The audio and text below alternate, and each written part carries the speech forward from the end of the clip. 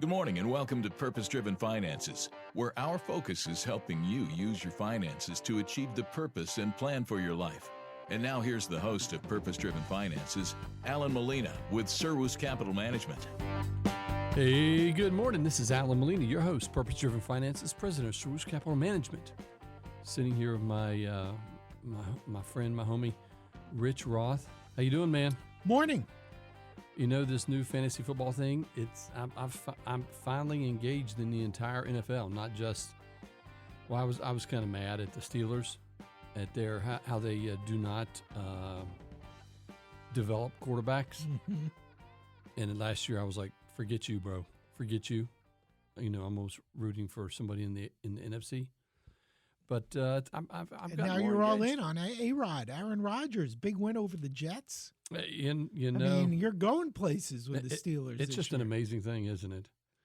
It's just an amazing, just an amazing thing. You know, wow. You know, barely beating the Jets. I mean, that's. Well, you know, you guys look great. You know, look great. Couldn't hold a 2-score lead in the fourth quarter. What about the Browns? Oh. They held the Cincinnati Bengals to 7 yards in the second half, and they still lost. Well, that's the Browns. That's bad. That's one of the great things about being a Jets fan is you can say, at least we're not the Browns. And then what about the Ravens? They used to be the Browns. Mm-hmm. They were less than 11 minutes left, and they were up by 15 and still lost. That's how the Browns do it. Well, I mean, the amazing thing about the Ravens is, you know, you've got Lamar Jackson, who's won 23 MVPs or something. Well, I was going to say, I think he's won as many playoff games as he's won MVPs. Yeah, exactly. Which kind of goes to show where he's lacking, and that's in postseason success. Right. Well, Derrick Henry, like 176 yards rushing, and then he fumbled. And who cares about the 176, bro? You know. But, yeah, I'm not a fan of anybody in the AFC North except for Pittsburgh. Oh, there you go. You know, just like you don't like the Patriots. No, I hate the Patriots. You know, we just got one of their Julius Peppers. Yeah, or Julius Pepperson. I don't know who it is. Julius Peppers is probably like 20 years ago. Julius Peppers, yeah, he was the Carolina defensive end. Yeah, okay. Jabril Peppers. Jabril Peppers, yeah. DB, yeah. Yeah, exactly. But folks, I know you're like, Allan, we don't want to hear about your... Are you sure? You don't think they want to hear about your fantasy football team? Right, exactly. But, you know, life is more than just X's and O's or dollar signs. It's having a purpose-driven life. And I want to encourage you folks, we're getting into What's Your Number. Today we're talking about What's Your Number regarding retirement, the retirement edition. But I want you to really think and ponder that life is more than just your bank account or how big your house is. There's a purpose and plan for your life, and I want to help you achieve that. And so, you know, Rich, let's jump in, talk about what's happening in the markets. You know, we may talk about it for a long time, or we may, you know, get cut off in 4 minutes, and we have 22 minutes left or 21 minutes left for the second half. You know, I know you'll take the whichever. I don't know anything about over and under, but you know, we'll go from there. Yeah, I'll take the over. Okay. One off air, you have to explain all these things to me. I will, because I don't get it. So, NFP adjustments. Two things. We got three things I want to talk about. First is NFP adjustments. Now I'm waiting for your question, Rich. What's NFP? See, dude, we're like peanut butter and jelly. What's your favorite bread? My favorite bread? Yeah. Wonder. That's good. See? I like Wonder. I like Pepperidge Farm as well. Mm-hmm. I like potato bread. Mm. You know, it's just one of those things. But I'm not a foodie. I don't care. NFP. What is it? Non-farm payrolls. Ah. You know, you and I so often have, what is the word? Chided the government for coming out with a number and then revising the past. Yes, they did that quite a bit under the Biden administration. Right. Well, check this out, bro. Oh, my word. In the past week, they have adjusted the past 12 months.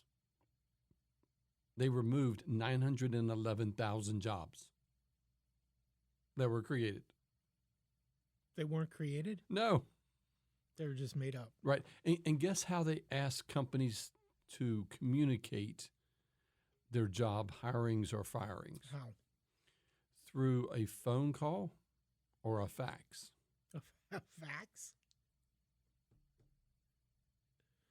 That's funny with our relationship here because we need to fax stuff places, Right. and we don't have a fax machine. Right. It's funny. Like, who does that? The government should, I mean, how easy would it be to do like a Survey Monkey or whatever they're called? Monkey Chimp or Chip? MailChimp? MailChimp. Yeah. You know, there's all kinds of surveys you can do. Mm-hmm. Why can't you just do a survey to all the companies and say, how many did you hire? But I mean, let's be honest. It's the government's got the technology. They could just get into their bucks. Exactly. Mm-hmm. Mm-hmm.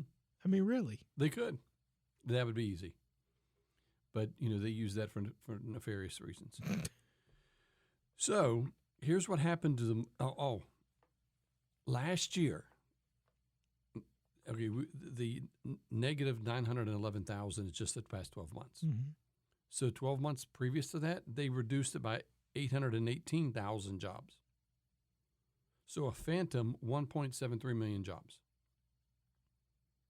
Man, no wonder why those numbers look so good. Right. And then people are railing on Trump to, you know, stop pressing the Fed. The Fed is doing their job. They're supposed to be. So what they've done is they've actually kept interest rates high as the jobs have not really been created. Now, here's something I found out. The average monthly gain is 76,000 jobs. Did you know that's barely over recessionary levels? Mm-mm. So it's kind of like, come on, Fed. I can see where people are saying the Fed has overdone what they've done, and you need to loosen the policies to help the banks, businesses, housing market, credit cards, home loans, car loans, and things such as that. Because if you continue keeping the pressure, eventually it's going to be like the straw that broke the camel's back. You know, eventually it's going to, something just a little is going to cause it, and it's, you know, because if the economy and market keep on growing, but it's so much pressure, you know, it eventually there's issues. And you're saying that the revision of this number and the new number of monthly job gains really brings into question how great the economy is doing right now? It is. There is a caveat. And the caveat is what has happened with immigration. Because they're expecting immigration to be dramatically reduced this year, and then next year probably be 500 to 600,000, rather than like the 4 million per year that was, or whatever the number is that was coming under Biden. And so the issue that we have is we're getting to a more normal employment environment because non-Americans have been losing their jobs. When I'm saying non-Americans, non-native born, and then native born. Native born has they've gotten jobs, but the non-native born has gone down tremendously. I know it's a lot of moving parts, but I'm not saying there's a recession coming. December will probably be a quad 4, and I think there's a quad 4 coming second or third quarter next year. You know, not managing money accordingly, but just looking out ahead. And so it's just now the next thing that came out was inflation this week. Now, you know, I'm getting into your personal business. Right. So, Allan, be quiet. Now, I'm going to ask, who does the grocery shopping at your house? You or her or both? My wife. Okay, she does. Does she ever tell you about prices, or she just buys it and moves on?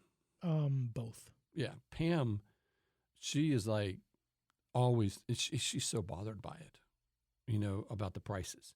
Like she will, I don't know why she does this, and I appreciate her as my wife, you know, but she'll remember like the price of bacon like a month ago, 6 months ago, 2 months ago, 12 months ago, and then like in 2020. Okay. It's gone up, you know. I'm like, oh, and she gets stressed over it because she likes to purchase. You know, before the air, we had a joyful conversation about food. Joyful conversation. I'm not a foodie, so I'm like, I have nothing to. There's a new seafood restaurant I'm looking forward to, though. Driftwood. They should advertise on WLNI. Is this the one by the clubhouse? Mm-hmm. It looks really good. Does it? That being said, I'm not a foodie, and my wife has done her best in order to reduce the amount we spend by going to alternative places like Aldi, Sam's, Kroger. Hardly ever goes to Walmart, and I'm thankful she doesn't ever go to Fresh Market. I think they pay you. You have to pay to breathe in there. I think. You have good meat, though. It's glorious. Good meat. It's glorious. I like Maranatha Farms meat better. Keep on advertising. You're doing a great job, Maranatha. But so inflation, we're expecting. No, we're not expecting. It came out at 2.92, and I think that was Thursday. I was expecting 2.83. So that's that's pretty close. Next month, a huge jump, expecting 3.2. It's really this month's inflation being reported in October. But the range is 3.08 to 3.31. And where does that compare to a year ago? Do you know? It's lower. Yeah. It's lower. And if I can pull up a chart. No, that's okay. I know you love charts, but it is lower, and it's a whole lot. It's more normal. And then what's going to happen in January is to start falling off again. Okay. And so the Federal Reserve probably will lower rates next week. And then next month when inflation comes out, they'll be like, ooh. But then they'll probably begin at least lowering, if not in December, probably January. Okay. Yeah, exactly. All right, we'll keep an eye on that. And then finally, talk about portfolio management. Sad, praying for the Charlie Kirk family. But also 9/11 this week. In 2001, were you in New York? No, I was here. Mm-hmm. I was here. I remember it vividly, as does just about everybody. Yeah, it is. Yeah, exactly. And I think what happened on 9/11, I think what happened on 9/10, for some people, it's going to be just as polarizing. And I know that sounds crazy. You mean Charlie Kirk? Yeah, Charlie Kirk. And it's tough. It's tough, and so it's going to be interesting. So definitely pray for the family and support everybody from 9/11 as well. Any questions? Anything else, Rich? Or we're going to go to a break and go to Retirement Edition. Folks, stick around. Give me a call 434-316-0246, and catch you in about a minute. What's my number coming up next? I love that. Thanks, Rich. Retirement Edition. Hey, this is Jonathan Falwell, pastor of Thomas Road Baptist Church, and we want to invite you to come out to be a part of all that God is doing at Thomas Road. Whether it's through our groups program, whether it's through worship on Sunday mornings, our sports programs, camp programs, all of the different things that we have each and every week, we have something for you. And so I want to encourage you, go to our website at trbc.org to check out all the opportunities where you can connect and become part of a church that loves God and that loves people. Join us today. Hi, I'm Vince Gallane's host of The Vince Show and Vince Podcast. It's a show with an obsessive focus on what's good for America. I'll give you the truth beneath the headlines of all of the nation's top stories, and I'll bring attention to the stories the legacy media want you to ignore. We feature news-making interviews with the top guests on the planet. I'll ask the questions you can only dream of other interviewers asking. And of course, I'll take your calls from sea to shining sea. The Vince Show and Vince Podcast. Weekdays from noon to 3 on WLNI.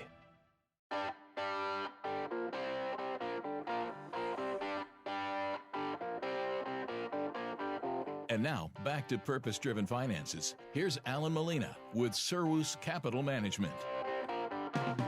Hey, good morning again. Allan Molina, your host, Purpose-Driven Finances, president of Serwus Capital Management, helping you achieve the purpose and plan for your life through financial planning and portfolio management. Give me a call, 434-316-0246. Go to my website, servuscm.com. Really been blessed with a lot of new clients. Thank you for being a faithful listener and listening to this show and telling your friends about it. Feel free to give me a call. No obligation to do business. My passion is to help you. Now, Rich, we're talking about what's my number for about the next 2 months. Today is the Retirement Edition. So there's going to be a lot of people interested in it and wanting to know about it. So make sure, whether you are getting near retirement, you're in retirement, or been retired for 20 years, feel free to give me a call, and let's do a review and see if there's anything we can do to help you out. So I've got to guess that the number one question that people ask you about retiring is, how much money do I need to retire? It is. That's exactly right, Rich. Everybody wants to know, how much do I need? And the issue. So what's the answer? It's a lot harder than It one number. It depends, right? Exactly. It totally depends. You have a great loving marriage that is just full of excitement and bliss and things such as that. But you know what? Your number and your wife's number are totally different. You have some employees that are getting married. Their numbers are totally different. As they get married and develop their retirement, their numbers are different. Pam's and my number are totally different. She's a saver, I'm a spender. And so I'm trying to get her to rub off on me to save more. I'm trying. And, but that doesn't always work.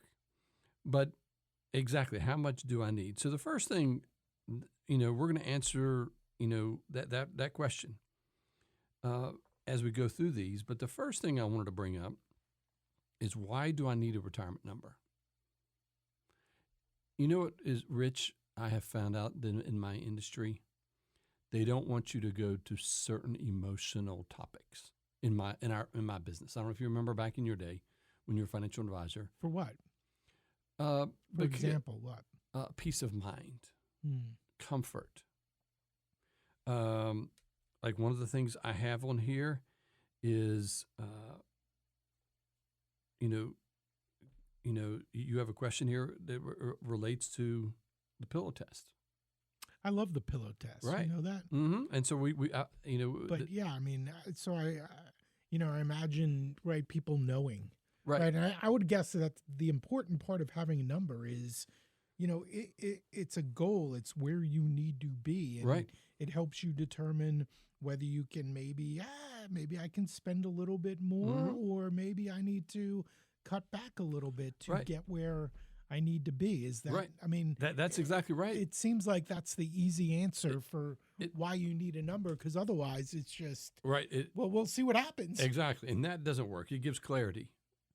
That's just having confidence about where you're going and what you can do. And realistically, if you're looking for a new car and you're like, I didn't realize that a new car that's fully loaded is $80,000. So you know what? I can't afford an $80,000 vehicle, but I can afford a 2-year used at 40 or a new at 40. And so what it does is it provides clarity. Number 2 is it provides peace of mind, because if you're like I shared a few weeks ago, this couple, they served, in the local church and in the local school all their life, and 2 different schools. And they just saved and did what they were supposed to do. And they were like, I don't think I can retire. I did the first day I met with them. I said, because I'm a math guy, I can run the numbers in my head. Oh, we know. Exactly. We know. And so I ran the numbers and told them, your first year of retirement, spending less than 5%, you can easily retire. And this is the amount that you can do. And he started crying. And that's just because it provided peace of mind. Also, it provides, takes the guesswork out, without a number, just like you said, do I spend too little? Do I spend too much? What is it? And then finally, you can retire with a purpose. And realistically, if you're sitting high on the hog or underneath the hog, I don't know if that's a statement, but I just made it one.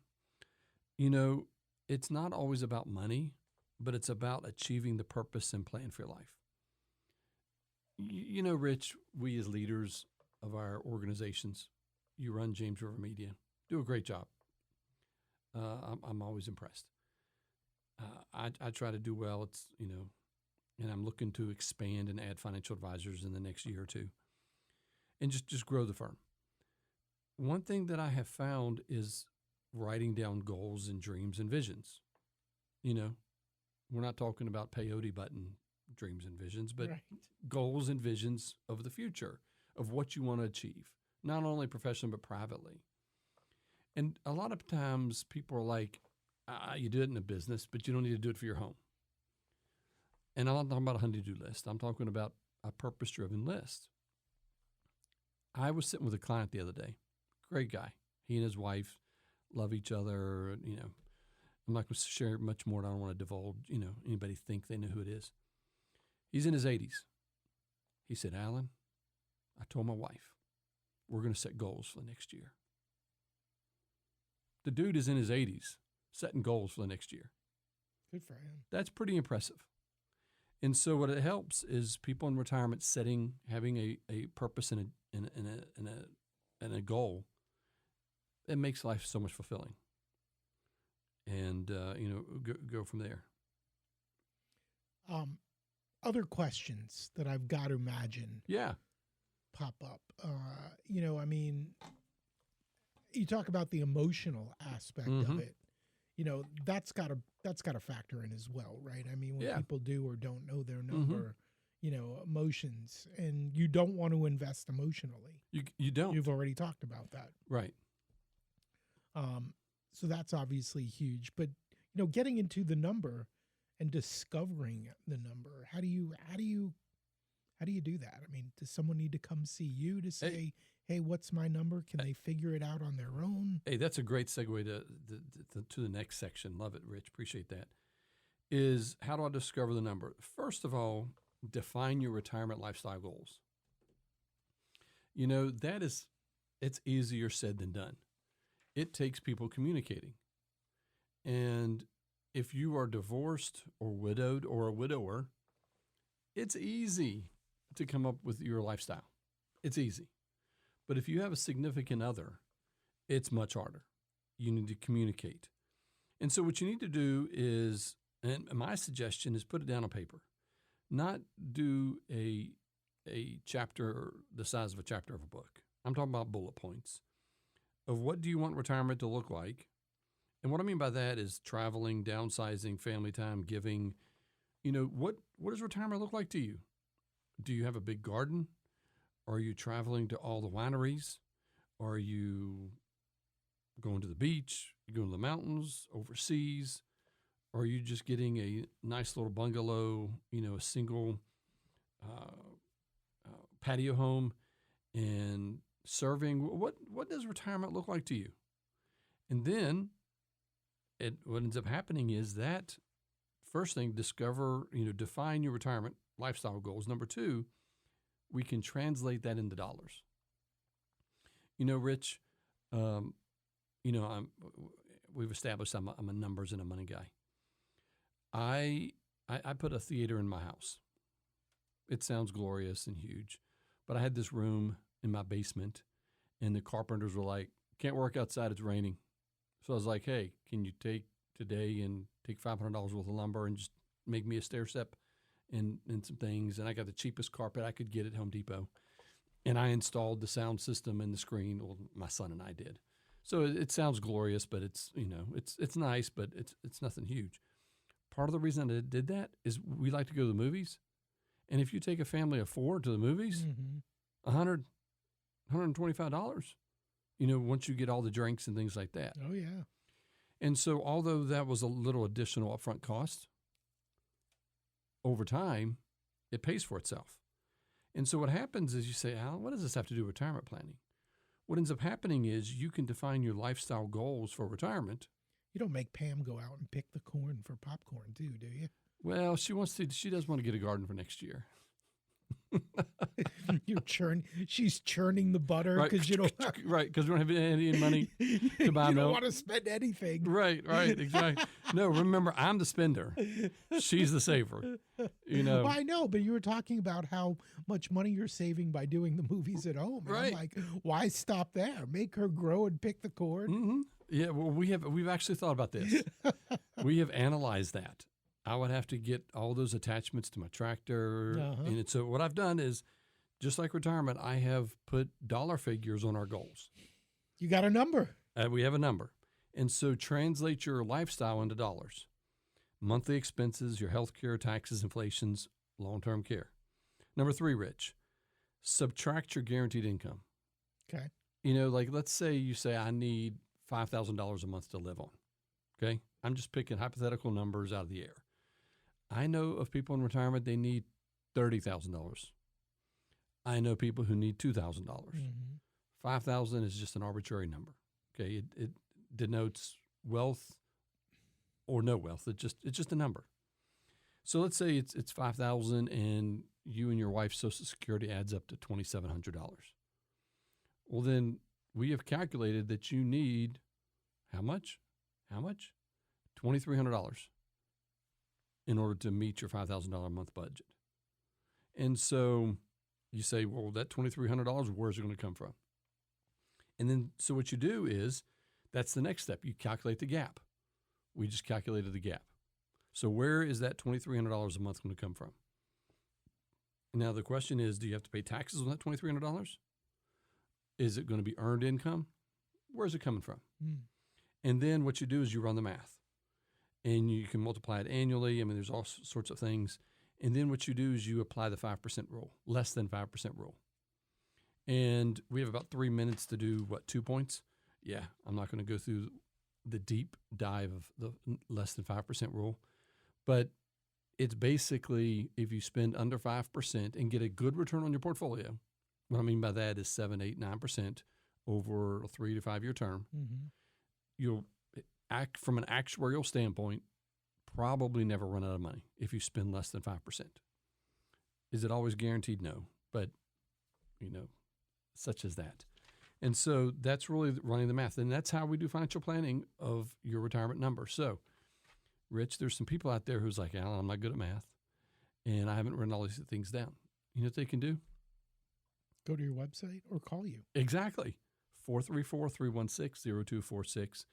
I want to help you get where you want to go retirement planning. So, any questions about that? Those 5 steps? Well, I mean, obviously, once you get there, you've got to live within that number, right? I mean, do. Because what you just pointed out, if 1 year you go a little bit outside the realm, maybe that's doable if you cut back other years or have a good year in the market or whatever. But for the most part, you got to stick to it. That's exactly right, Rich. You got to stick to it. And so in that, what you need to do is, if like 1 year you had an emergency and you spent 6%, don't do that every year. Maybe next year peel back a little bit and, budget. Stay aligned with your retirement number through your annual spending goals. And I would guess that you would reevaluate this pretty regularly because understanding that when people are in retirement, you may have a budget for travel, and then as you get older, you're not traveling as much. Right. So your number, I would assume, could change. Exactly. It does change. And if you don't do certain things, it does totally change. Or if certain activities, healthcare goes up, because we mentioned healthcare is going up tremendously. And so what you need to do is decide on when and how and where the budget is adjusted or things like that. One thing, the issue that I have about people staying on it, people complain to us financial advisors, hey, you didn't earn me enough, or you took too much risk, or you didn't take enough risk, or whatever the reason was. The issue that I have with people is, bro, you didn't stay within your budget. You spent 10% of your retirement. I had this woman, she was complaining. She spent 63% of her retirement in 1 year and was mad at me. So folks, give me a call, 434-316-0246. I want to help you achieve the purpose and plan for your life through financial planning and portfolio management, or my website, servuscm.com. Hope you have a blessed weekend and have a great family time. Returns for illustrative purpose. This is not a suggestion to buy, sell, or use a platform. Only will a suggestion occur after a meeting to determine goals, risk tolerance, and time horizons. Investments involve risks and no guarantee of future results.